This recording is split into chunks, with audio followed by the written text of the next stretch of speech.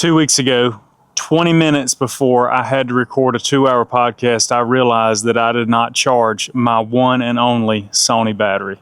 The screen came on and my fear was realized. 10% battery. At that point, it was not, do I need more batteries? It was, which battery do I need? After just a little bit of research, I settled on the K&F Concept camera, battery, charger, and batteries. I have a Sony A7III and a Sony FX30, so these batteries are perfect for my camera. It comes with 1, 2, 3 batteries and the charger, as you see there, with a charge screen on it and this cable. But the one thing it does not come with that I think you need to know is a USB regular charger.